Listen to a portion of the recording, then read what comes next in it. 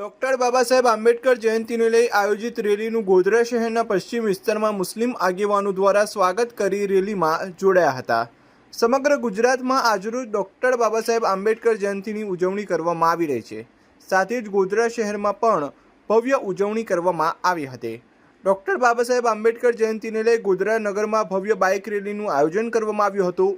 Bike rally Godhra શહેરના પશ્ચિમ વિસ્તારમાં આવી પહોંચતા મુસ્લિમ આગેવાનો દ્વારા રેલીનું પુષ્પગુચ્છથી સ્વાગત કરવામાં આવ્યું હતું અને મોટી સંખ્યામાં મુસ્લિમ સમાજના લોકો રેલીમાં જોડાયા હતા।